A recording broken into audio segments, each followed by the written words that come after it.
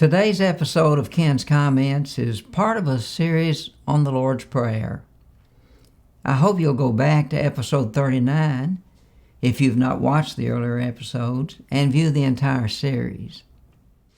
When Jesus was asked by his disciples how they should pray, he taught them these words: Our Father, which art in heaven, hallowed be thy name. Thy kingdom come, thy will be done on earth as it is in heaven.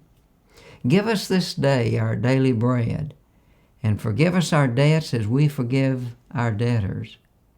And lead us not into temptation, but deliver us from evil. For thine is the kingdom, and the power, and the glory forever. Amen.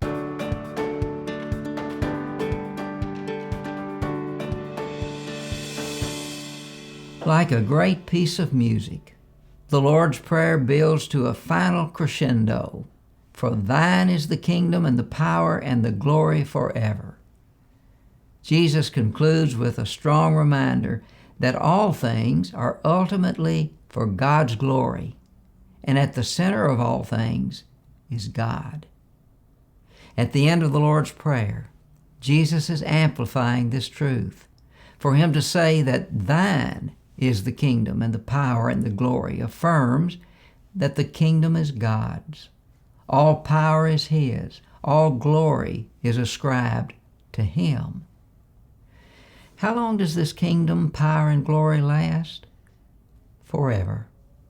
From yesterday to today and throughout eternity, God alone is the King. God alone has all the power, and only God is worthy of all the glory. At the end of his model prayer, Jesus concludes with the word Amen. From that time to the present, Christians have used this same word to conclude our prayers. The word Amen is often translated truly or so be it.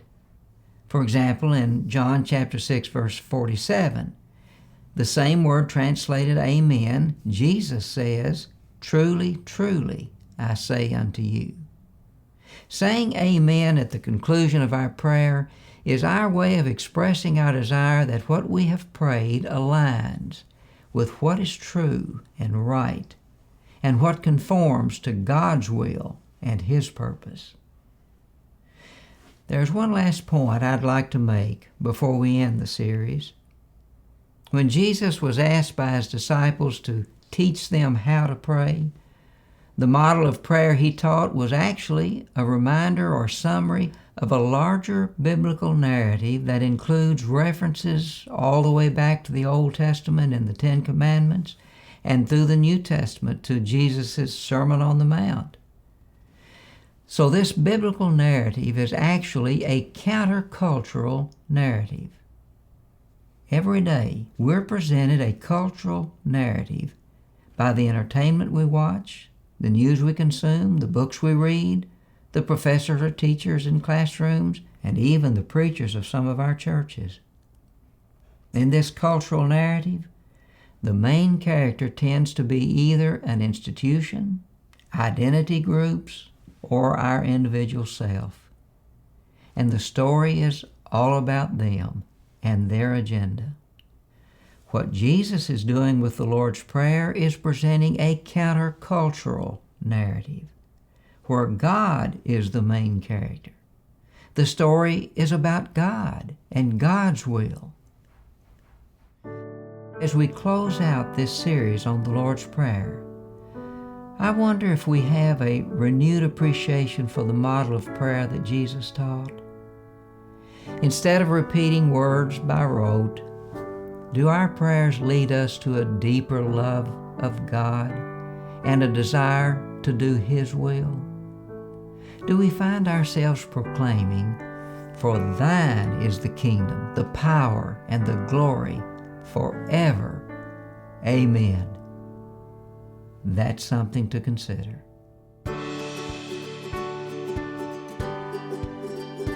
I hope you've enjoyed Ken's comments.